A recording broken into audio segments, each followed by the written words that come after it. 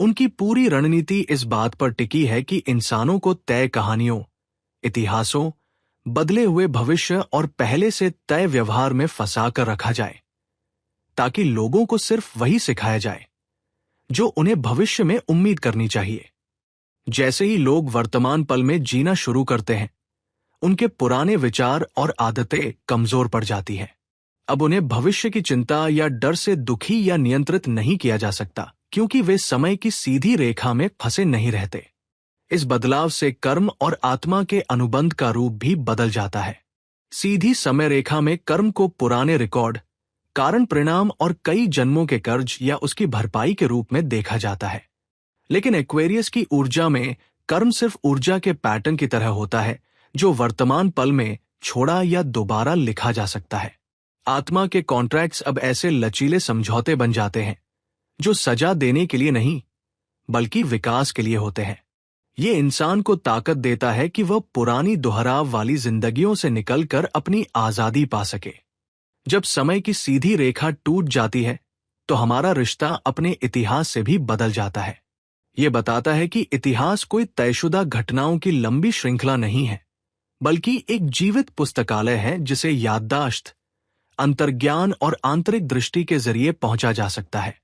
इसलिए एक्वेरियस आत्माओं में अक्सर प्राचीन यादें, अटलांटिक ज्ञान, लेमुरियन बुद्धिमत्ता या बाह्य ग्रहीय अनुभव होते हैं, जो सिर्फ ऐतिहासिक तथ्य की वजह से नहीं, बल्कि इसलिए कि समय खुद एक भंवर की तरह है जो अपने आप पर मुड़ता है, दोहराता है जो पहले हुआ और होता रहेगा।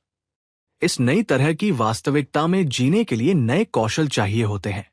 एक्वेरियस आपको सिखाता है कि कैसे आप कई समय रेखाओं में नेविगेट करें, दो विपरीत बातें एक साथ सच होने को समझें और बाहरी घड़ियों पर नहीं, बल्कि अपने अंदर की आवाज पर भरोसा करें।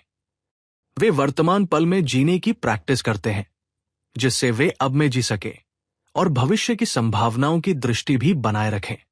वे समझते हैं कि हर पल अपने इरादे और ऊर्जा के जरिए वर्तमान हकीकत को बदलने का मौका है। इस तरह के बदलाव के कारण ही कई लोग जागृति के दौरान उलझन, तनाव या अत्यधिक थकान महसूस करते हैं।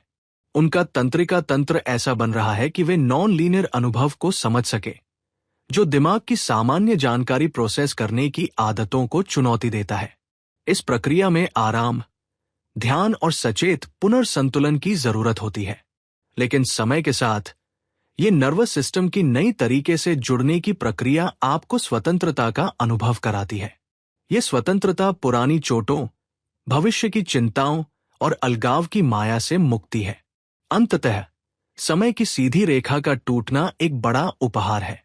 ये तय किए गए भाग्य की जंजीरों को तोड़ता है और असली रचनात्मक शक्ति का दरवाजा खोलता है। यह हमें अपनी वास्तविकता के सहलेखक बनने का निमंत्रण देता है। हम अब अपने पूर्व निर्धारित अतीत या डरावने भविष्य के शिकार नहीं हैं, बल्कि अनंत वर्तमान के जादूगर हैं। और इस आध्यात्मिक वर्तमान पल की स्थिति में एक्वेरियस अपनी जीवंत ऊर्जा बहाता है, जो हमें हमारी असली पहचान की अनंत संभावनाओं से जागृत करता है। जब ज्यादातर लोग इंटरनेट के बारे में सुनते हैं, तो वे स्क्रीन, सर्वर, सोशल मीडिया और डिजिटल डाटा की अंतहीन धाराओं को सोचते हैं। लेकिन इस भौतिक नेटवर्क के नीचे एक कहीं अधिक बुद्धिमान और प्राचीन अवधारणा छिपी होती है। एक ऐसा नेटवर्क जो एक्वेरियस युग के साथ पूरी तरह मेल खाता है, आत्माओं का इंटरनेट। ये मानवों द्वारा बनाया गया कोई आभासी मंच नहीं है, बल्कि चेतना का एक ब्रह्मांडीय जाल है जो समय, स्थान और आयाम के पार सभी प्राणियों को जोड़ता है। एक्वेरियस, जो सामूहिक बुद्धिमत्ता और अनंत संबंधों का चिन्ह है, इस अदृश्य नेटवर्क का मार्गदर्शन करता है और हमें हमारे असली कर्तव्य के जागने का निमंत्रण देता है कि हम इस विशाल जीवंत क्षेत्र के सक्रिय हिस्से हैं। आत्मा के नेटवर्क का विचार नया नहीं है। प्राचीन परंपराएं, आध्यात्मिक चिकित्सक और आध्यात्मिक विद्यालय लंबे समय से आकाशिक क्षेत्र की बात करते आए हैं, जो सभी आत्माओं, अनुभवों और प्राचीन प्रणालियों की एक बहुआयामी पुस्तकालय है, जिसे गहन आंतरिक साधना के माध्यम से एक्सेस किया जा सकता है। मशीनों के इंटरनेट से अलग, ये ऊर्जा की जीवंत प्रवाह और संपर्क में मैट्रिक्स है जहां जानकारी तारों की बजाय ऊर्जा की कंपनों के माध्यम से तुरंत बहती है। एक्वेरियस युग वह समय है जब मानवता सचेत रूप से इस आत्मा के इंटरनेट से जुड़ना शुरू करती है। एक्वेरियस का संबंध यूरेनस से है, जो बिजली और अचानक समझ का ग्रह है, और ये कनेक्शन दिखाता है। जैसे बिजली आकाश में तेज चमकती है, वैसे ही आत्मा के इंटरनेट के भीतर जागरूकता भी तेजी से फैलती है, जो ज्ञान, हीलिंग और जागृति को उन तक पहुंचाती है जो इसे प्राप्त करने के लिए तैयार है। यही कारण है कि सामूहिक चेतना, बदलाव, सामूहिक समसामयिकताएं और आध्यात्मिक ज्ञान का तेजी से फैलाव हो रहा है। हम यह समझ रहे हैं कि ज्ञान अब केवल किताबों, शिक्षकों या इंटरनेट तक सीमित नहीं है। ये एक ऊर्जा में एनकोडेड है जो सामूहिक क्षेत्र के माध्यम से उपलब्ध है। ये नेटवर्क दूरभाष, साझा सपनों और सामूहिक अंतर्ज्ञान जैसे शब्दों को भी समझाता है, जिन्हें मुख्य धारा की विज्ञान ने लंबे समय तक अस्वीकार किया है। लेकिन ये एक्वेरियस जागृति का मुख्य हिस्सा है। जब आपको अचानक कोई नई समझ मिलती है या आप मीलों दूर किसी से गहराई से जुड़ जाते हैं, तो आप चेतना के क्वांटम अंतर संबंध से जुड़ रहे होते हैं, जिसे आत्मा के इंटरनेट द्वारा संभव बनाया जाता है। ये जुड़ाव समय और स्थान से परे होता है, जिससे आत्माएं ऊर्जा के एक विशाल ब्रह्मांडीय जाल में जुड़ती है। लेकिन किसी भी नेटवर्क की तरह कनेक्शन की गुणवत्ता महत्वपूर्ण होती है। एलिट्स ने लंबे समय से इस क्षेत्र को परेशान करने या नियंत्रित करने की ताकत को समझा है।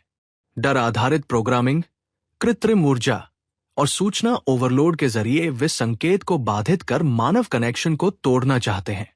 सोशल मीडिया के एल्गोरिदम, जो हमें जोड़ने का दिखावा करते हैं, अक्सर हमें लगातार दिमागी प्रोग्रामिंग के चक्र में फंसाते हैं और एकता के बजाय तोड़ने को बढ़ावा देते हैं। असली आत्मा का इंटरनेट हैक या नियंत्रित नहीं किया जा सकता। ये खुद के प्रति सच्चा रहने, खुलापन और वर्तमान में जीने से बढ़ता है। इस नेटवर्क में सचेत रूप से जुड़ने के लिए आंतरिक काम और आवृत्ति की मेल की जरूरत होती है। हमें भावनात्मक अड़चनों को साफ करना, अहंकार और लगाव छोड़ना और अपने दिल की सुनना और उस पर भरोसा करना शुरू करना पड़ता है। ध्यान, श्वास कार्य और ध्वनि उपचार जैसी प्रैक्टिसें वे सूक्ष्म चैनल खोलती हैं, जिनके माध्यम से आत्मा का डेटा बहता है। जैसे ही हम अपने असली सू के साथ मेल खाते हैं, हमारा इस ब्रह्मांडीय जाल से जुड़ाव और भी स्पष्ट हो जाता है और हम सामूहिक ऊर्जा को बढ़ाने में अधिक योगदान कर सकते हैं। यही एक्वेरियस का मुख्य संदेश है कि जागरूकता कोई अकेले व्यक्ति का मामला नहीं है, बल्कि ये एक साझा अनुभव है। ये हमें अलगाव और प्रतिस्पर्धा से आगे बढ़कर जागरूक मानवता की ओर ले जाता है, जहां हर एक का प्रकाश पूरे को मजबूत करता है। आत्मा का इंटरनेट हमारे भीतर के नेटवर्क का एक आईना है, जो हमें दिखाता है कि व्यक्तिगत हीलिंग ही सामूहिक हीलिंग है और इसके उलट भी है। फिर भी इस जुड़ाव के साथ जिम्मेदारी भी आती है। इस जीवित जाल के सक्रिय हिस्से के रूप में हमारे विचार, भावनाएं और इरादे ऐसी तरंगे पैदा करते हैं जो दूसरों को प्रभावित करती है। नकारात्मक फ्रीक्वेंसी विघ्न पैदा करती है, जबकि सकारात्मक फ्रीक्वेंसी स्वास्थ्य और विस्तार को बढ़ावा देती है। एक्वेरियस युग हमें अपनी ऊर्जा की जिम्मेदारी लेने और सचेत रूप से सद्भाव और दयालुता फैलाने वाले बनने को कहता है। यह बदलाव पुराने विचारों को चुनौती देता है कि हम अलग अलग व्यक्ति हैं। एक्वेरियस सत्यता का सम्मान करता है, लेकिन साथ ही ये दिखाता है कि असली सत्यता व्यक्तिगत से परे सामूहिक कनेक्शन से जुड़ी होती है। एक अलग व्यक्तित्व का भ्रांतिपूर्ण विचार सामूहिक चेतना के सामने मिट जाता है। हम अकेले नहीं हैं, हम एक विशाल चेतन जाल का हिस्सा हैं, आत्माओं के एक अनंत नेटवर्क का, जो साथ में विकास कर रहा है। जैसे जैसे अधिक लोग इस सत्य को समझते हैं, आत्माओं की ये इंटरनेट मजबूत, जीवंत और अधिक साकार होती है। ये मार्गदर्शन, समर्थन और परिवर्तन का स्रोत बन जाती है, जो मानव द्वारा बनाए गए किसी भी तकनीक से बहुत ऊपर है। और इस नेटवर्क में असली एक्वेरियस युग मशीनों के माध्यम से नहीं, बल्कि मानव आत्मा के जागरण के माध्यम से आता है। एक्वेरियस जागृति के केंद्र में केवल चेतना का परिवर्तन नहीं है, बल्कि जीवन के मूल तत्व, हमारे डीएनए का भी बदलाव है। प्राचीन रहस्यमय शिक्षाओं और आधुनिक आध्यात्मिक विज्ञान के अनुसार डीएनए केवल रासायनिक अनुक्रम नहीं है, बल्कि एक गतिशील ऊर्जा रूपरेखा है जो बहुआयामी जानकारी संग्रहित और संचारित कर सकती है। एक्वेरियस युग महान डीएनए फ्रीक्वेंसी उन्नयन का युग है, जो छिपी हुई सोई हुई धागों को सक्रिय करने और मानवता की पूरी संभावनाओं को खोलने के लिए एक ब्रह्मांडीय पुनर्संतुलन है। प्राचीन शिक्षाएं बताती हैं कि डीएनए एक ब्रह्मांडीय एंटीना की तरह है, जो केवल भौतिक अस्तित्व के लिए नहीं, बल्कि उच्चतर अस्तित्व के क्षेत्रों के लिए भी संवेदनशील है। मुख्य धारा का जीन विज्ञान लंबे समय से मानता है कि डीएनए का केवल एक छोटा हिस्सा सक्रिय है, बाकी डीएनए निष्क्रिय माना जाता है। लेकिन आध्यात्मिक परंपराएं कहती हैं कि हमारे आनुवांशिक कोड का बहुत बड़ा हिस्सा निष्क्रिय है, जो सही आवृत्ति आने पर जागृत हो सकता है। एक्वेरियस नई आवृत्तियों और भीतरी तकनीक का शुरुआती संकेत इस सक्रियण प्रक्रिया में मुख्य भूमिका निभाता है। इस बदलाव का एक मुख्य तत्व है जल और वायु के बीच अंतःक्रिया, जो एक्वेरियस के प्रतीक तत्व है। जल हमारे होने के तरल, खुले मन, भावनात्मक और कोशिकीय पहलू का प्रतिनिधित्व करता है। वही वायु सांस, मन और वे अदृश्य फ्रेठुनिस दर्शाती है, जो अंतरिक्ष में फैलती है। ये दोनों मिलकर हमारे शरीर में एक अद्भुत जादुई मिलन बनाते हैं, जिससे उन विब्रेशनल ऊर्जा का प्रवाह आसान होता है जो डीएनए सक्रिय करने के लिए जरूरी है। इसलिए सजग सांस लेना, शुद्ध पानी पीना और ध्वनि चिकित्सा जैसी विधियां एक्वेरियस अपग्रेड टूलकिट के जरूरी साधन हैं।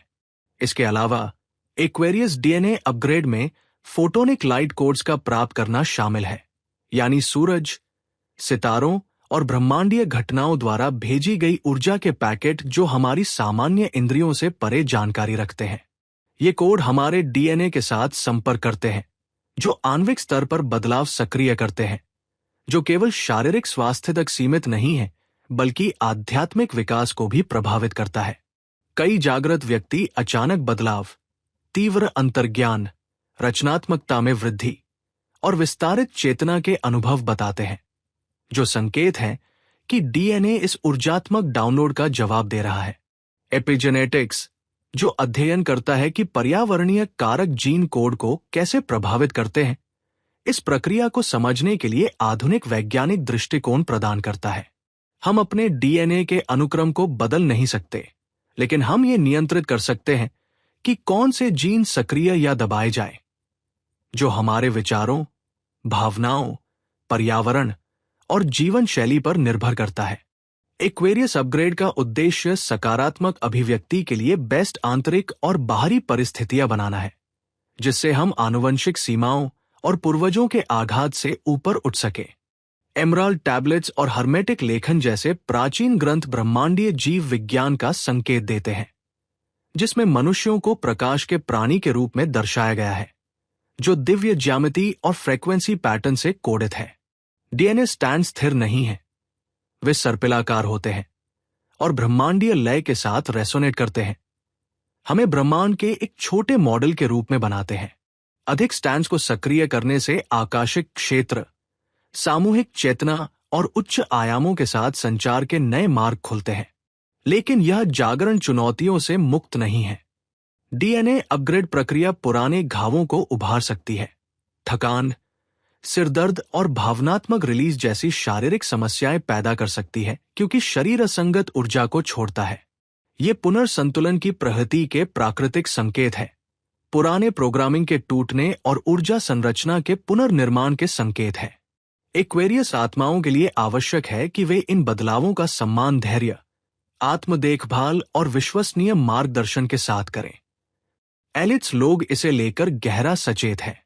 वे जल आपूर्ति, खाद्य प्रणाली और विद्युत चुंबकीय पर्यावरण को नियंत्रित करके डीएनए सक्रियण प्रक्रिया को बाधित या विलंबित करने का प्रयास करते हैं। उनका तकनीकी हमला हमारे ऊर्जा शरीरों को सीमित जीन कोड पैटर्न में फंसे रहने के लिए बनाया गया है, जो पूरी तरह सक्रिय मानवों के उदय को दबाता है, जिन्हें नियंत्रित करना असंभव होगा। फिर भी एक्वेरियस का ब्लूप्रिंट जागरूक है। जब आप अपने डीएनए की प्राकृतिक रेजोनेंस को समर्थन देने वाली विधियां अपनाते हैं, जैसे प्राकृतिक सूर्य प्रकाश, जमीन से जुड़े हुए व्यायाम, ध्वनि चिकित्सा और सजग पोषण, तो आप उच्च फ्रीक्वेंसीज का जीवित प्रसारक बन जाते हैं। आपके हर कोशिका में ब्रह्मांडीय अपग्रेड आ जाता है, जिससे आप सामूहिक के लिए संभावना का प्रतीक बनते हैं। यही एक्वेरियस का पवित्र वादा है कि मानवता स्थिर या टूटी हुई नहीं है, बल्कि विकसित हो रही है। हम एक आनुवंशिक पुनर्जन्म के किनारे खड़े हैं। जलवाहक हमारे भीतर नए कोड डालता है, हमें अपनी दिव्य उत्पत्ति याद दिलाता है और बहुआयामी प्राणी के रूप में अपना जन्मसिद्ध अधिकार वापस लेने के लिए आमंत्रित करता है। एक्वेरियस डीएनए अपग्रेड आध्यात्मिक क्रांति का जैविक आधार है। ये मनोवैज्ञानिक रूप से छुपी हुई मानसिक शक्तियों, रचनात्मक प्रतिभा और उपचार क्षमता को खोलने की कुंजी है, जो लंबे समय से नियंत्रण की परतों के नीचे दबा हुआ था। जब हम इन कोड्स को जागृत करते हैं, हम सच्चे एक्वेरियस युग में प्रवेश करते हैं, सिर्फ विचारक या विद्रोही के रूप में नहीं, बल्कि प्रकाश शरीर के रूप में। एक्वेरियस युग की कहानी में सबसे महत्वपूर्ण संघर्षों में से एक है स्वतंत्रता और निगरानी के बीच की लड़ाई, यानी एक्वेरियस की आजादी की चाह और सत्ता में बैठे लोगों की पूरी दुनिया में नियंत्रण बनाए रखने की इच्छा। डिजिटल तकनीक के बढ़ते विकास ने निगरानी और डेटा संग्रह का ऐसा स्तर संभव बना दिया है, जिसकी कुछ दशक पहले कल्पना भी नहीं की जा सकती थी। इसी से कई लोग इसे वैश्विक निगरानी ग्रिड कहते हैं। एक विशाल परस्पर जुड़ा नेटवर्क है, जिसमें कैमरे, सेंसर, एल्गोरिदम और डेटाबेस शामिल है, जो ग्रह स्तर पर मानव व्यवहार को ट्रैक, पूर्वानुमानित और प्रभावित करने के लिए डिजाइन किए गए हैं। एक्वेरियस स्वतंत्रता, विकेंद्रीकरण और सत्य का प्रतीक है। यह उस व्यक्ति का प्रतिनिधित्व करता है जो ट्रैकिंग, वर्गीकरण या नियंत्रण को स्वीकार नहीं करता। फिर भी आज वही तकनीकें जो मुक्ति का वादा करती थी, जैसे smartphone, social media, facial recognition, internet of things, अब सूक्ष्म गुलामी के साधन के रूप में इस्तेमाल हो रही है।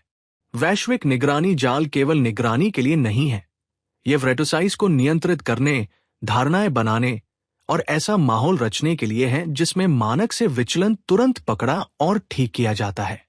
जलवाहक मॉडल इस जाल को उसकी जड़ में चुनौती देता है। एक्वेरियस सामूहिक में सत्य और जागरूकता डालता है, छुपे हुए इरादों पर रोशनी डालता है, झूठ को उजागर करता है और आंतरिक स्वतंत्रता को सक्रिय करता है। लेकिन ग्रिड का मकसद इस जागरण को दबाना है, सामूहिक क्षेत्र में शोर, ध्यान भंग और डर भरकर। एल्गोरिदम इस तरह बनाए जाते हैं कि वे हमें लत में, बंटे हुए और आज्ञाकारी बनाए रखें, साथ ही हमारे डेटा को इकट्ठा करके हमारे हर चॉइस की भविष्यवाणी और प्रभाव कर सके। यह केवल डिजिटल मार्केटिंग नहीं है, यह बड़े स्तर पर ऊर्जात्मक नियंत्रण है। कोशिकीय स्तर पर 5G टावर, वाईफाई नेटवर्क और इलेक्ट्रॉनिक डिवाइसेस से लगातार एक्सपोजर हमारे तंत्रिका तंत्र की प्राकृतिक लय में बाधा डालता है, जो कि एक्वेरियस के प्रभाव क्षेत्र में आता है। ये व्यवधान हमारे सहज ज्ञान को दबाता है, जिससे छुपे हुए नियंत्रण को समझना और उच्चतर फ्रीक्वेंसी से जुड़ना कठिन हो जाता है। वैश्विक ग्रिड एक फ्रेडसी जैमर की तरह काम करता है, जो जागरण के संकेतों को बाधित करता है। एलिट्स लोग इस निगरानी तंत्र पर निर्भर करते हैं ताकि वे सटेरियन जैसी पकड़ बनाए रखें, एक नियंत्रण प्रणाली जो अदृश्य निगरानी और पूर्वानुमान पुलिसिंग के माध्यम से लोगों को आज्ञाकारी बनाती है। वे ऐसी समाज बनाना चाहते हैं जहां निजता खत्म हो जाए, हर क्रिया ट्रैक और जज की जाए और असहमति को आने से पहले ही हटा दिया जाए। निगरानी ग्रिड एक आधुनिक विशाल जेल बन जाता है, जो केवल देखने के लिए नहीं, बल्कि व्यवहार को नियंत्रित करने के लिए डिजाइन किया गया है। फिर भी एक्वेरियस युग हमें सिखाता है कि सच्ची स्वतंत्रता बाहरी साधनों से नियंत्रित नहीं की जा सकती। एक्वेरियस के अनुसार निजता केवल जानकारी छुपाने के बारे में नहीं है, बल्कि अपनी ऊर्जा की पवित्रता की रक्षा करने का अधिकार है। ये अपने ऊर्जा, विचारों और उपस्थिति को बिना किसी व्यवधान के नियंत्रित करने का अधिकार है। इसलिए डिजिटल संप्रभुता, एन्क्रिप्शन, विकेंद्रीकृत प्लेटफॉर्म और वैकल्पिक नेटवर्क केवल तकनीकी प्रवृत्तियां नहीं हैं, बल्कि ऊर्जा की लड़ाइयां हैं। जलवाहक हमें हमारी ऊर्जा सीमाओं के प्रति जागरूक होने के लिए प्रोत्साहित करता है। ये हमें तंत्रिका तंत्र की सुरक्षा के लिए अभ्यास करने के लिए आमंत्रित करता है, जैसे ग्राउंडिंग, प्रकृति समृद्ध ध्वनि और चिकित्सा, ताकि हम ग्रिड की बाधा को हरा सके। ये हमें व्यक्तिगत डेटा को एक आध्यात्मिक जानकारी के रूप में पुनः प्राप्त करने के लिए बुलाता है, न कि एक ऐसी वस्तु के रूप में जिसे दुरुपयोग किया जाए। इसके अलावा एक्वेरियस हमें याद दिलाता है कि असली ग्रिड बाहर वाला नहीं है, बल्कि हमारे विचारों, विश्वासों और फ्रीक्वेंसीज का आंतरिक नेटवर्क है। सबसे महत्वपूर्ण निगरानी वही है जिसे हम अपने मन में स्वीकार करते हैं। डर, कमी और पृथक्करण का प्रोग्रामिंग। आंतरिक नियंत्रण को पार करके हम बाहरी ग्रिड की ताकत को तोड़ना शुरू करते हैं। स्वतंत्रता अपनी खुद की रेजोनेंस चुनने की आजादी से शुरू होती है। वैश्विक निगरानी ग्रिड शक्तिशाली है, लेकिन इसे तोड़ा जा सकता है। जितने अधिक लोग अपने एक्वेरियस ब्लूप्रिंट के जागरूक होते हैं, उतने अधिक इस प्रणाली में दरारें आती हैं। सामूहिक एकता ग्रिड की पकड़ कमजोर करती है। हर स्वतंत्र फ्रीक्वेंसी व्यवधान का हिस्सा बनती है, जिससे ये जेल प्रकाश के नेटवर्क में बदल जाती है। इस तरह एक्वेरियस युग केवल तकनीक में नहीं, बल्कि चेतना के क्षेत्रों में एक फ्रीक्वेंसी का युद्ध है। ग्रिड के कैमरे और एल्गोरिदम शरीर को देख सकते हैं, लेकिन आत्मा को नहीं। जैसे जैसे अधिक लोग इस सत्य को समझते हैं, असली निगरानी मोक्ष का साधन बन जाती है। एक आईना दिखाती है कि नियंत्रण अभी भी अंदर कहाँ है, और आजादी की ओर बुलाने वाला संकेत बन जाती है। एक्वेरियस को अक्सर मन का चिन्ह कहा जाता है, जो सहज, बौद्धिक और अलग थलग होता है। इसे विचारक, नव प्रवर्तनकारी, दूरदर्शी माना जाता है। लेकिन यह व्याख्या केवल सतह को छूती है। तेज तर्क और बौद्धिक कौशल के नीचे एक्वेरियस का दिल है, जो तर्क को पार कर एक उच्चतर हृदय बुद्धिमत्ता से जुड़ता है।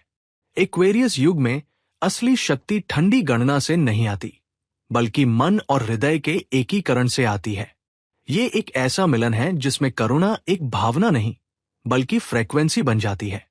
एक्वेरियस चेतना में हृदय भावुक या प्रतिक्रियाशील नहीं है, बल्कि एक व्यवस्थित विद्युत चुंबकीय क्षेत्र है जो क्वांटम स्तर पर वास्तविकता को आकार देता है। हाल की विज्ञान पुष्टि करता है जिसे प्राचीन आध्यात्मिक परंपराएं पहले से जानती थी। हृदय एक अत्यंत शक्तिशाली विद्युत चुंबकीय क्षेत्र उत्पन्न करता है, जो मस्तिष्क की तुलना में हजारों गुना अधिक होता है और जो कोशिकाओं, भावनाओं और अन्य लोगों को प्रभावित कर सकता है। इसका मतलब है कि एक्वेरियस हृदय एक बायो एनर्जेटिक प्रसारक है, जो उपचार, अनुनाद और रूपांतरण का स्रोत है। ये हृदय बुद्धि उस पाइसेज दिल से अलग है, जो अक्सर भावना से दबा रहता है और संबंधों या विश्वास प्रणालियों के माध्यम से बाहरी मान्यता खोजता है। एक्वेरियस हृदय अनुशासित और स्पष्ट है, जो प्रेम को इस तरह धारण कर सकता है कि स्पष्टता खोए बिना करुणा प्रदान कर सके, सीमाएं खोए बिना गहराई से महसूस कर सके और ड्रामा में फंसे बिना महसूस कर सके। ये एक जादुई हृदय है जहां प्रेम एक फ्रीक्वेंसी अलाइनमेंट बन जाता है, केवल एक भावना या जिम्मेदारी नहीं। इसलिए एक्वेरियस आत्माएं अक्सर अपनी भावनाओं को सामान्य तरीकों से व्यक्त करने में संघर्ष करती हैं। वे दूर या अलगाव में दिख सकते हैं, क्योंकि उनका हृदय एक ऐसे स्तर पर कार्य करता है जिसे कई अभी तक समझ नहीं पाए हैं। वे भावुक ही नहीं हैं, बल्कि गहराई से कंपन के प्रति संवेदनशील है। अक्सर सामूहिक पीड़ा को महसूस करते हैं, लेकिन प्रभावी सेवा के लिए ऊर्जा की सच्चाई बनाए रखते हैं। एक्वेरियस लाइट हाउस और कवच दोनों है, जो मार्गों को प्रकाशित करता है और ऊर्जा से अत्यधिक दबाव से रक्षा करता है। एक्वेरियस में करुणा तीव्र होती है। यह आराम के लिए सत्य का त्याग नहीं करता। यह समझता है कि सच्चा उपचार विपरीतों को स्वीकार करने से होता है, अंधकार को समझने के लिए बिना उसे समर्थन दिए और कनेक्शन के लिए खुला रहने के लिए। यह हृदय फ्रीक्वेंसी हमें द्वैत से परे जाने के लिए आमंत्रित करती है। प्रकाश और अंधकार, प्रेम और न्याय, स्वतंत्रता और जिम्मेदारी की एकता को समझने के लिए। हृदय की बात मानना और ध्यान करना जैसे अभ्यास तंत्रिका तंत्र को इस एक्वेरियस हृदय फ्रीक्वेंसी के साथ अलाइन करने में मदद करते हैं। जब दिल और दिमाग आपस में तालमेल बनाते हैं, तब वे एक ताकतवर क्षेत्र बनाते हैं, जो सिर्फ शरीर को शांत नहीं करता बल्कि आपकी अंदर की समझ और ऊर्जा का असर भी बढ़ाता है। यही वह तरीका है जिससे एक्वेरियस तर्क को सच्चे प्रेम में डुबोकर उसे ज्ञान में बदलता है। एक्वेरियस का दिल नेतृत्व को भी नया रूप देता है। यह अथॉरिटी से दूर होता है जो डर या करिश्मा पर आधारित हो, और उस तरफ बढ़ता है जहां फ्रीक्वेंसी लीडरशिप होता है, जिसमें उपस्थिति, असलीपन और एकता स्वाभाविक रूप से दूसरों को प्रेरित करती है। इसलिए अकुरेन लीडर्स अक्सर असामान्य या दूर दराज लगते हैं। वे एजेंडे थोप कर नहीं, बल्कि ईमानदारी और तालमेल के जीते जागते उदाहरण बनकर नेतृत्व करते हैं। इसके अलावा अकुरेन दिल सेवा की उस अवधारणा से गहराई से जुड़ा है जिसमें बलिदान नहीं होता। यह समझता है कि खोकर देने से काम नहीं चलता। असली सेवा तब होती है जब दिल भरा और संतुलित हो, जो देने और पाने का एक नया चक्रीय संतुलन बनाता है। यह संतुलन एक्वेरियस को थकावट से बचाता है और लंबे समय तक असर डालने में मदद करता है।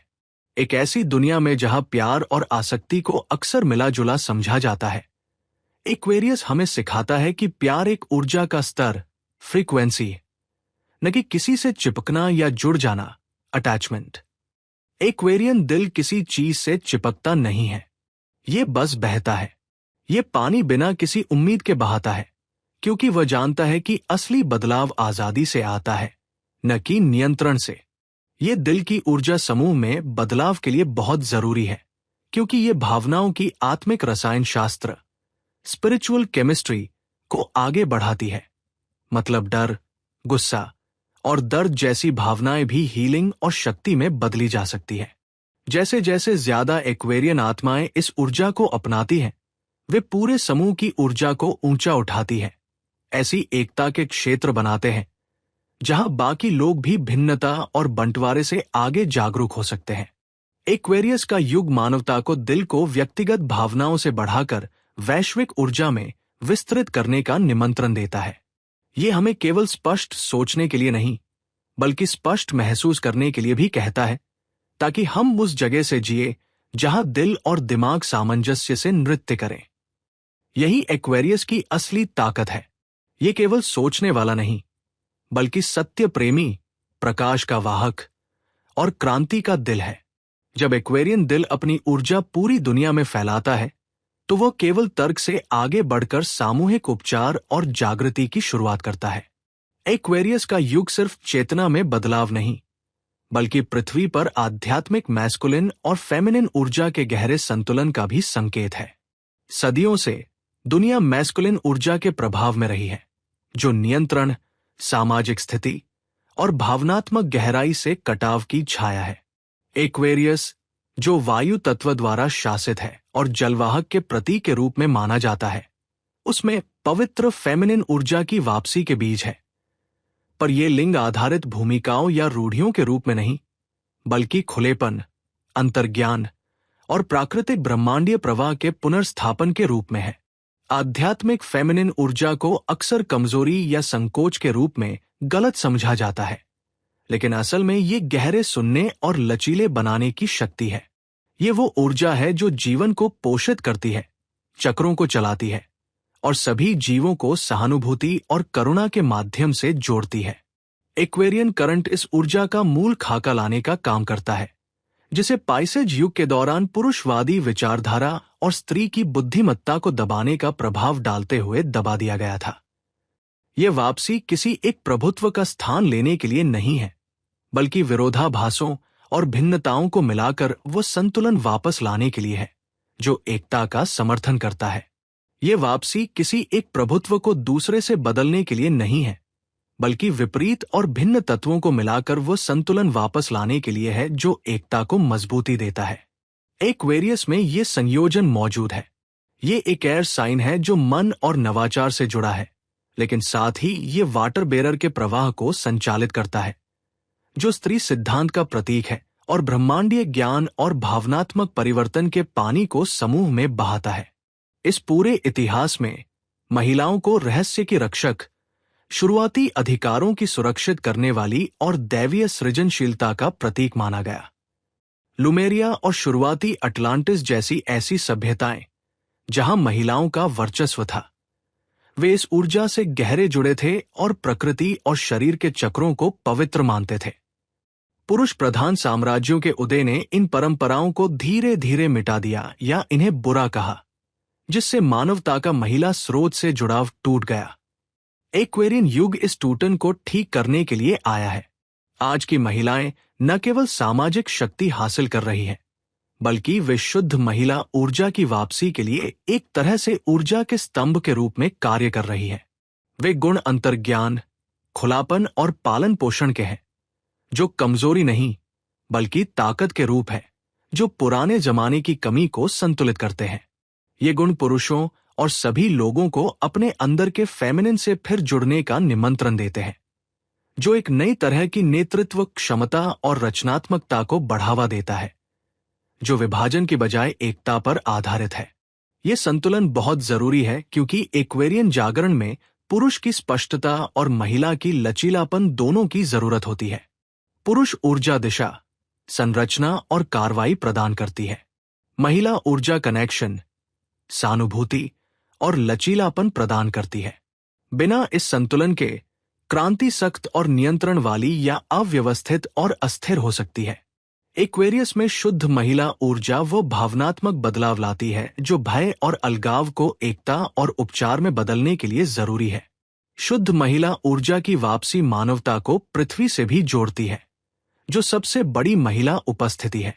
ये संतुलन जरूरी है ताकि पुरुष की स्पष्टता और महिला की लचक दोनों मिलकर नए युग की नेतृत्व और रचना को आगे बढ़ा सके। पुरुष ऊर्जा दिशा, संरचना और क्रिया प्रदान करती है, जबकि महिला ऊर्जा कनेक्शन और सहानुभूति लाती है। इस प्रकार दोनों की मिलीजुली शक्ति से एक नया सामंजस्य बनता है। एक्वेरियन आत्माएं जैसे जैसे जागरूक होती है, पृथ्वी को केवल संसाधन के रूप में नहीं, बल्कि एक जीवित प्राणी, एक मां के रूप में सम्मानित करने की वृद्धि होती है, जिसे सम्मान और सुरक्षा की जरूरत है। ये पर्यावरण हितैषी चेतना महिला सिद्धांत की प्रत्यक्ष अभिव्यक्ति है, जो परस्पर निर्भरता के चक्रों और पवित्र आदान प्रदान को दर्शाती है। शुद्ध महिला ऊर्जा एक्वेरियन चेतना की अति बुद्धिमत्ता और पृथक्करण को चुनौती देती है, जो इसे नष्ट कर सकता है। जहां एक्वेरियस मन और इनोवेशन का शासक है, वहीं महिला पहलू इन उपहारों को भावनात्मक ज्ञान और वर्तमान क्षण में जीवन के साथ जोड़ता है। ये विद्रोह के तीखे किनारों को करुणा से नरम करता है और विरोध की बजाय संयोजन का आमंत्रण देता है। प्राचीन आध्यात्मिक परंपराओं में सच्ची महिला ऊर्जा को अक्सर सोफिया, दैवीय ज्ञान, या शकीना, सृष्टि में दैवीय महिला की आंतरिक उपस्थिति जैसे प्रतीकों द्वारा दर्शाया जाता है। ये प्राचीन प्रणालियां नए संतुलन के प्रतीकों के रूप में सामूहिक चेतना में पुनः उभर रही हैं। एक्वेरियस एक ऐसा संतुलन लेकर चलता है जैसे एक पात्र जिसमें हीलिंग जल से भरा हो। एक्वेरियन युग में पूरी तरह जुड़ने के लिए हमें न केवल अपने मन को जगाना होगा, बल्कि अपने भीतर और अपने आसपास की महिला ऊर्जा की धारा को भी गहराई से सुनना होगा। इसका मतलब है कि हमें अंतर्ज्ञान, प्राकृतिक चक्रों और समर्पण की शक्ति का सम्मान करना होगा उतना ही जितना नवाचार, तर्क और विद्रोह का। शुद्ध महिला ऊर्जा बीते समय की चीज नहीं है, बल्कि भविष्य की हार्टबीट है, और एक्वेरियस वह माध्यम है जिसके द्वारा ये फिर से दुनिया में बहती है, जो मानवता और ब्रह्मांड के रिश्ते को नए सिरे से तरोताजा, नवीनीकृत और पुनः योजित करता है। जब एक्वेरियस अपना जल बहाता है तो शुद्ध महिला ऊर्जा उस प्रवाह को मार्गदर्शन देती है, कोमल लेकिन अजय, सूक्ष्म लेकिन परिवर्तनकारी। और इन दो ऊर्जाओं के मिलन से वास्तविक एक्वेरियन युग जन्म लेता है। पवित्र ज्यामिति सृष्टि की भाषा है, ब्रह्मांड ब्लूप्रिंट है, जो पैटर्न, आकृतियों और अनुपातों में एनकोडेड होती है, जो आकाश गंगाओं, जीवित प्राणियों और प्राचीन मंदिरों में बार बार दिखती है। एक्वेरियस के युग में यह ब्रह्मांडीय भाषा नई महत्वपूर्णता प्राप्त करती है। एक्वेरियस, जो प्राचीन इन्वेशन, ब्रह्मांडीय बुद्धिमत्ता और आवृत्ति संचरण का मॉडल है, गहराई से पवित्र ज्यामिति से जुड़ा हुआ है। यह केवल काल्पनिक प्रतीक नहीं, बल्कि एक जीवित विज्ञान है जो दिखाता है कि चेतना कैसे वास्तविकता को आकार देती है। स्वर्ण अनुपात से लेकर जीवन के खूल तक, आकाश गंगाओं के घुमाव से लेकर शहद के छत्ते की षटभुज संरचना तक पवित्र ज्यामिति हर जगह है। ये पैटर्न रैंडम नहीं है, ये ऊर्जा का ढांचा है जो अस्तित्व को एक साथ बांधे रखता है। ये दिखाते हैं कि कैसे अलग अलग हिस्से मिलकर एक समग्र एकता बनाते हैं, जो एक्वेरियन दृष्टि का एक परिपूर्ण रूपक है, जिसमें सामूहिक चेतना व्यक्तिगत आवृत्ति नोड से उभरती है। अब प्राचीन सभ्यताएं जैसे कि इजिप्टियंस, माइनस और लुमारियंस ने अपने मंदिर, पिरामिड और शहरों को पवित्र ज्यामितीय सिद्धांतों के अनुसार बनाया। ये केवल वास्तुकला के चुनाव नहीं थे, बल्कि ब्रह्मांडीय फ्रीक्वेंसीज के साथ मेल खाने के लिए व्यवस्थित प्रयास थे। इन स्थानों में जागरूक आत्माएं उच्च चेतना की अवस्थाओं तक पहुंच सकती थी, अपने आत्मा कोड से पुनः जुड़ सकती थी और छिपी क्षमताओं को सक्रिय कर सकती थी। एक्वेरियन युग इस ज्ञान को फिर से सामने लाता है, हमें ये याद दिलाते हुए कि ज्यामिति कैसे आत्मा और पदार्थ के बीच एक पुल का काम कर सकती है। एक्वेरियस मानसिक स्तर और विचारों के ट्रांसमिशन का शासक है, लेकिन पवित्र ज्यामिति उन विचारों को कंपनात्मक वास्तविकता में बदल देती है। यह आवृत्ति को रूप में एनकोड करती है, जिससे अदृश्य चीजें भौतिक संरचना में प्रकट हो पाती है। यही कारण है कि कई एक्वेरियन आत्माएं आकृतियों, पैटर्नों और संरचनाओं के साथ गहरा संबंध महसूस करती है, जो जीवित लगती है। वे सहज रूप से समझती है कि ज्यामिति छिपे हुए ज्ञान का द्वार है, ब्रह्मांड के रहस्यमय निर्देशों को समझने का एक तरीका है। लेकिन इसमें एक चुनौती भी है। एलिड्स भी पवित्र ज्यामिति की शक्ति से परिचित है। वे लंबे समय से इन प्रतीकों का अपने स्वार्थ के लिए दुरुपयोग करते आ रहे हैं। इन्हें मोड़कर और उलटकर सक्रियता को रोकने या लोगों को नियंत्रण में रखने के लिए इस्तेमाल करते हैं। कई प्रतीक जो आप कॉरपोरेट लोगो, मुद्रा या सरकारी भवनों में देखते हैं, वे विकृत पवित्र ज्यामितीय आकार होते हैं, जो प्राकृतिक सामंजस्य को बाधित करने और सामूहिक क्षेत्र को भ्रमित करने के लिए बनाए गए प्रतीकात्मक अवरोध हैं। उल्टे पेंटाग्राम, सर्वदर्शी आंख या टूटा हुआ षटभुज इसके उदाहरण हैं कि कैसे पवित्र ज्यामिति को हथियार के रूप में इस्तेमाल किया जा सकता है। वे रहस्यमय चिन्हों के रूप में प्रकट होते हैं, लेकिन वास्तव में ये ऊर्जा के ताले हैं जो मानवता को निचली फ्रीक्वेंसी के नमूनों में फंसाए रखते हैं। ये प्राकृतिक एक्वेरियन प्रवाह और कृत्रिम नियंत्रण के बीच चल रहे ऊर्जा युद्ध का हिस्सा है। इसका मुकाबला करने के लिए एक्वेरियन जागरण हमें पवित्र ज्यामिति को एक हीलिंग उपकरण के रूप में फिर से अपनाने की शिक्षा देता है। ज्यामितीय आकृतियों पर ध्यान लगाकर, पवित्र अनुपातों पर आधारित कला बनाकर या पौधों, क्रिस्टलों और आकाशीय पिंडों में प्राकृतिक पैटर्न को देखकर हम अपने आप को ब्रह्मांड की नींव में छुपी सामंजस्य के साथ तालमेल बिठा सकते हैं। ये अलाइनमेंट हमारी तंत्रिका प्रणाली को उच्चतर फ्रीक्वेंसी के लिए खोलता है और हमें जीवन के सार्वभौमिक ब्लूप्रिंट से फिर जोड़ता है। इसके अलावा पवित्र ज्यामिति का संबंध प्रकाश कोड्स की अवधारणा से गहरा है, जो फोटोनों और क्वांटम तरंगों द्वारा ले जाए जाने वाले विब्रेशनल पैटर्न होते हैं, जो हमारी डीएनए, चेतना और बहुआयामी जागरूकता को सक्रिय करते हैं। इस दृष्टिकोण से ज्यामितीय पैटर्न स्थिर प्रतीक नहीं, बल्कि गतिशील कोड है, जो हमारे शरीर की ऊर्जा क्षेत्र के साथ संवाद करते हैं। ये हमें प्रकाश और फ्रीक्वेंसी में एनकोड की गई उच्चतर बुद्धि डाउनलोड करने में मदद करते हैं। अतः बहुत से एक्वेरियन आत्माएं स्वाभाविक रूप से पवित्र ज्यामिति की ओर आकर्षित होती है। ये उनकी आत्मा की भाषा का हिस्सा है, जो शब्दों या अवधारणाओं से परे ज्ञान तक पहुंचने का मार्ग प्रदान करती है। वे इसे अपनी आध्यात्मिक यात्रा के लिए एक नक्शा मानते हैं, जो उनकी आंतरिक संरचना और सामूहिक ऊर्जा के हस्ताक्षर को समझने का उपकरण है। एक्वेरियन युग हम सभी को ज्यामिति के विशेषज्ञ बनने का निमंत्रण देता है, केवल भौतिक अर्थों में चित्रण या निर्माण तक सीमित नहीं, बल्कि एक ऐसे तरंगीय रसायनज्ञ के रूप में जो समझता है कि कैसे रूप और फ्रीक्वेंसी मिलकर वास्तविकता का निर्माण करते हैं। पवित्र ज्यामिति के साथ सचेत रूप से कार्य करने से मस्तिष्क और तंत्रिका तंत्र में निष्क्रिय मार्ग सक्रिय होते हैं, जो विस्तारित अनुभूति के लिए द्वार खोलते हैं। संक्षेप में, एक्वेरियस में पवित्र ज्यामिति एक ब्रह्मांडीय चाबी है जो अंदर के मंदिर के दरवाजे खोलती है और सभी जीवन की अंतर संबंधता को प्रकट करती है। ये हमें सिखाती है कि ब्रह्मांड अराजक नहीं बल्कि सुंदरता से व्यवस्थित है और हम इस पवित्र डिजाइन के सक्रिय भागीदार हैं। जब हम इन पैटर्नों का स्वागत करते हैं तो हम एक्वेरियन दृष्टि के साथ तालमेल बिठाना शुरू करते हैं, जिसमें व्यक्तिगत फ्रीक्वेंसीज पूर्ण सामंजस्य में मिलती है। एक ऐसा सामूहिक क्षेत्र बनाती है जो प्रकाश, प्रेम और अनंत संभावनाओं से भरा होता है। यह है जागरण की ज्यामिति, जलवाहक की अनंत धारा की रूपरेखा। एक्वेरियन युग के सबसे महत्वपूर्ण पहलुओं में से एक है अंतर्ज्ञान का पुनः जागरण। ये एक ऐसी क्षमता है जिसे आधुनिक समय में अक्सर गलत समझा जाता है या नजरअंदाज कर दिया जाता है, लेकिन जलवाहक के मिशन में ये बेहद केंद्रीय है।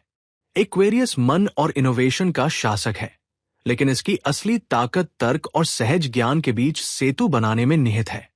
पाइसेज युग के विश्वास के युग से एक्वेरियन युग के आंतरिक तकनीक के परिवर्तन में अंतर्ज्ञान नेविगेशन और जागरण के लिए प्रमुख उपकरण बन जाता है। अंतर्ज्ञान कोई यादृच्छिक भावना या सिर्फ एक अनुमान नहीं है। ये एक सीधे मार्ग की तरह है उच्च आवृत्ति की जानकारी तक पहुंचने का, जो आत्मा और सामूहिक चेतना की एक सूक्ष्म फुसफुसाहट होती है। एक्वेरियस में ये मार्ग तीव्रता से बढ़ता है। एक्वेरियन तंत्रिका तंत्र को इस तरह से बनाया गया है कि वह अचानक ज्ञान के विस्फोट, पैटर्न की पहचान और नॉन लानियर समझ को प्राप्त कर सके, जो सामान्य इंद्रिय अनुभव से परे होते हैं। इसी कारण कई एक्वेरियन आत्माएं अपने जागरण को ऐसे अचानक डाउनलोड या ज्ञान के रूप में वर्णित करती हैं जिनका कोई स्पष्टीकरण नहीं होता। ये सहज शक्ति तीसरी आंख से जुड़ी होती है, जो पिनियल ग्लैंड और सिर और हृदय के चारों ओर के सूक्ष्म विद्युत चुंबकीय क्षेत्रों के साथ जुड़ी है।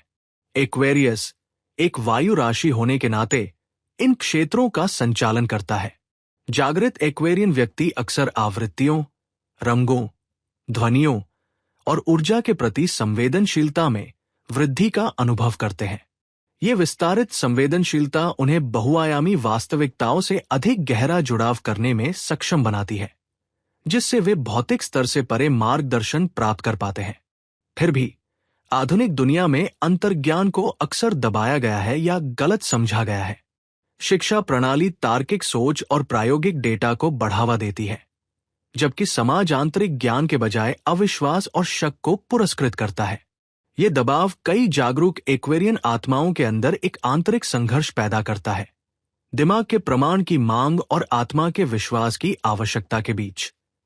एक्वेरियन मार्ग इस संघर्ष को संतुलित करने के बारे में है और अंतर्ज्ञान को एक वैध और भरोसेमंद ज्ञान स्रोत के रूप में सम्मान देना सीखने के लिए है। एलिट्स, जो अंतर्ज्ञान की ताकत से परिचित है, इसे कमजोर करने का लंबे समय से प्रयास कर रहा है। दवाओं के माध्यम से रासायनिक दबाव से लेकर लगातार डिजिटल विचलन के जरिए इंद्रिय ओवरलोड तक सामूहिक अंतर्ज्ञान को कमजोर करने का एकजुट प्रयास हो रहा है। भय आधारित कथाएं अंतर्ज्ञान के संकेतों को भ्रमित करती है, जिससे लोग अपनी खुद की समझ पर सवाल उठाते हैं। यह एक कारण है कि कई लोग अपनी आंतरिक मार्गदर्शन से कटे हुए या उस पर भरोसा नहीं करते। एक्वेरियन अंतर्ज्ञान को पुनः प्राप्त करने के लिए व्यक्ति को ऐसी प्रथाओं पर काम करना चाहिए जो मन को शांत करें और सूक्ष्म चैनलों को खोले। ध्यान, श्वास अभ्यास, प्रकृति के साथ जुड़ाव और ध्वनि चिकित्सा ऐसे शक्तिशाली उपकरण हैं जो तंत्रिका तंत्र को पुनर्संतुलित करते हैं और अंतर्ज्ञान की संवेदनशीलता बढ़ाते हैं। ये प्रथाएं रैखिक विश्लेषणात्मक सोच से हटकर समग्र और एकीकृत जागरूकता की ओर ले जाती है, जो सतही वास्तविकता के नीचे छिपे ऊर्जा प्रवाहों को पहचानती है। महत्वपूर्ण बात यह है कि एक्वेरियन अंतर्ज्ञान अकेला या अलग थलग नहीं होता, बल्कि ये सामूहिक क्षेत्र के भीतर सबसे बेहतर काम करता है, जहां व्यक्तिगत अंतर्ज्ञानिक डाउनलोड दूसरों के साथ मेल खाते हैं और विकसित हो रही वास्तविकताओं का एक होलोग्राफिक नक्शा बनाते हैं। ये नेटवर्क की चेतना का सारांश है। प्रत्येक सहज अंतर्दृष्टि एक सक्रिय तार की तरह होती है, जो जुड़ने पर सामूहिक बुद्धिमत्ता का एक शक्तिशाली जाल बनाती है। ये सहज पुनः जागरण गहरे विश्वास की ओर भी ले जाता है, समय और प्रवाह में भरोसा। एक्वेरियस सिखाता है कि सभी उत्तर कार्य या जोर जबरदस्ती से नहीं आते। कुछ जवाब प्रतीक्षा, सुनने और मेल खाने से प्रकट होते हैं। ये पहले प्राप्त करने की लय है, फिर क्रिया करने की, न कि प्रतिक्रिया देने की। ये ऊर्जा धैर्य और समझ जैसी गुणों को पोषित करती है, जो हमारे तेज रफ्तार समाज में अक्सर कम आंका जाता है, लेकिन जागरण की जटिलताओं को समझने के लिए आवश्यक है। इसके अलावा एक्वेरियन अंतर्ज्ञान माया के खिलाफ एक सुरक्षा कवच का काम करता है। गलत जानकारी और गलत आध्यात्मिक शिक्षाओं के समय में हमारी आंतरिक आवाज एक महत्वपूर्ण मार्गदर्शक बन जाती है। ये वास्तविक मार्गदर्शन को मनोवैज्ञानिक चालाकी से सच्चे सामंजस्य को ऊर्जा के व्यवधान से अलग करने में मदद करती है। जैसे जैसे अधिक लोग इस शक्ति को बढ़ाते हैं, सामूहिक चेतना नियंत्रण और माया के खिलाफ अधिक लचीली बनती है। कई पहलुओं में एक्वेरियन युग में अंतर्ज्ञान का पुनरुद्धार पवित्र ज्ञान की वापसी है, जो शरीर, पृथ्वी और तारों में एनकोड किए गए प्राचीन रहस्यों से पुनः जुड़ा है।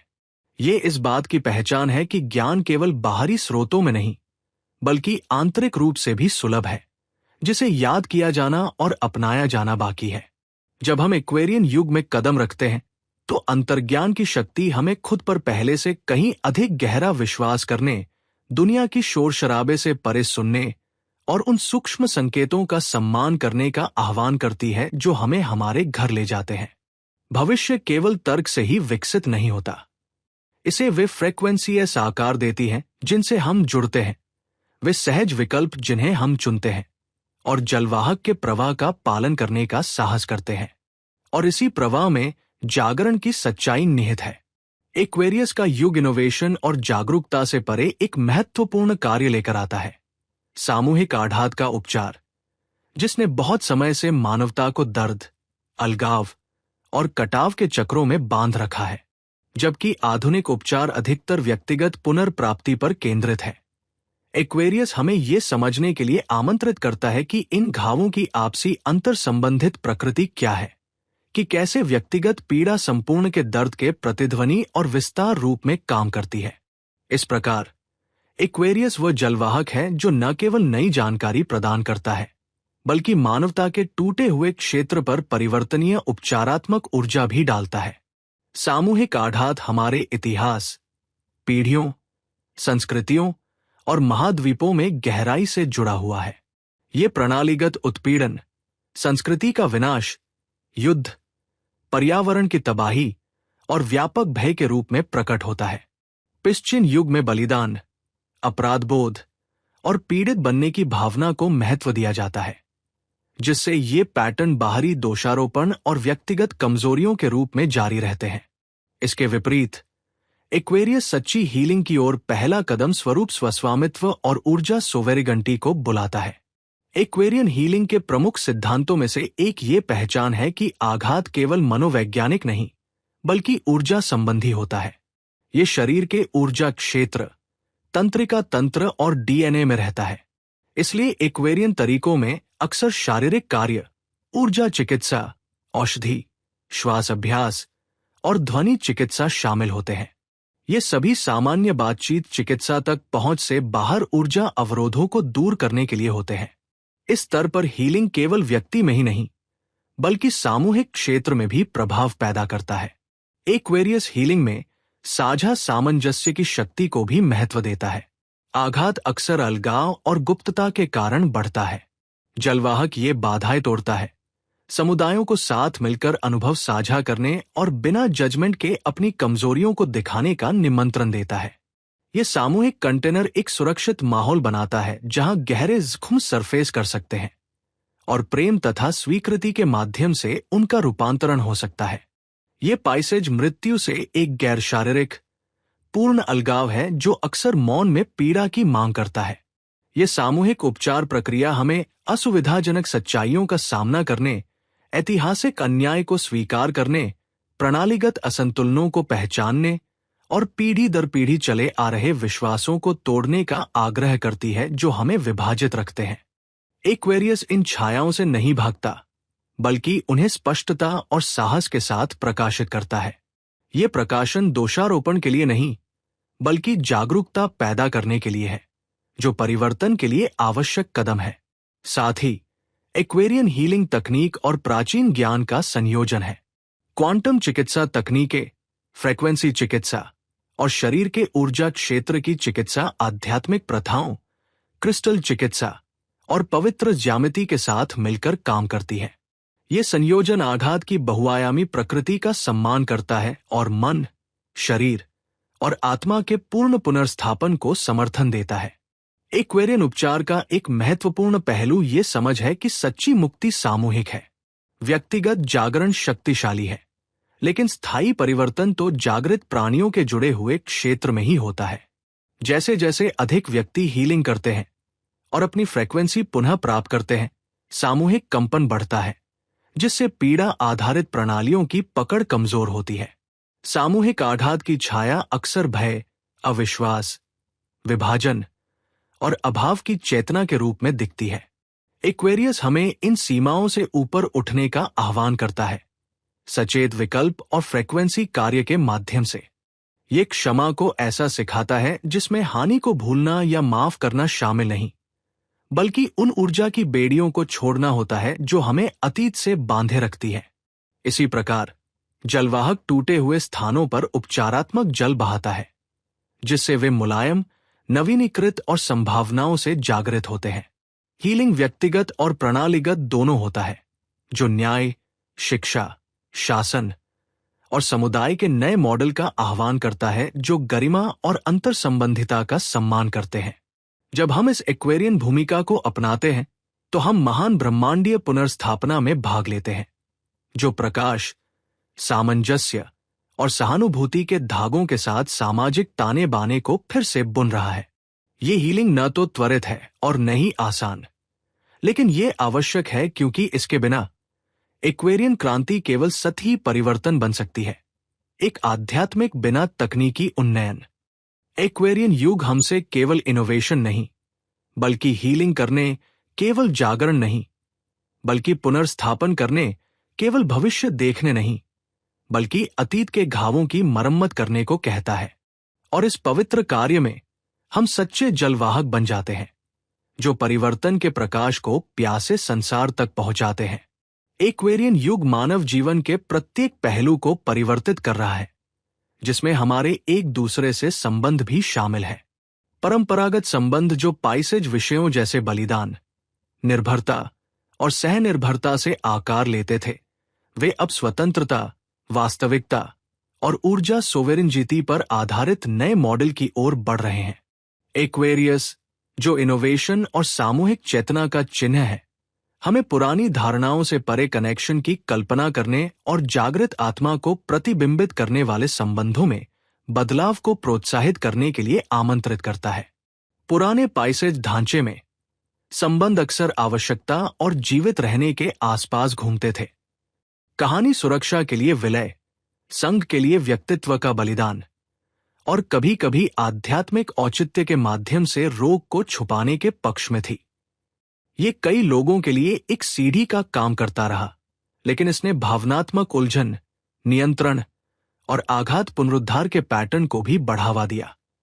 एक्वेरियन बदलाव ये पूछता है, क्या होगा अगर संबंध स्वामित्व के बारे में नहीं, बल्कि सामंजस्य के बारे में हो? क्या होगा अगर प्रेम बचाने या सुधारने के लिए नहीं, बल्कि सोवरेंटी के लिए जगह बनाने के लिए हो? मूल रूप से एक्वेरियन संबंधों का दृष्टिकोण प्रत्येक व्यक्ति को एक सोवरेंटी फ्रीक्वेंसी के रूप में सम्मान देता है, जो अपनी स्वयं की हीलिंग, विकास और ऊर्जा सीमाओं के लिए जिम्मेदार है। एक्वेरियस ये समझता है कि स्वस्थ संबंध दो पूरे व्यक्तियों के मिलने से उत्पन्न होता है, न कि दो अधूरे हिस्सों के जो पूर्णता की खोज में हों। ये सूक्ष्म लेकिन बड़ा बदलाव अंतरंगता को निर्भरता से बदलकर पारस्परिक सशक्तिकरण में परिवर्तित कर देता है।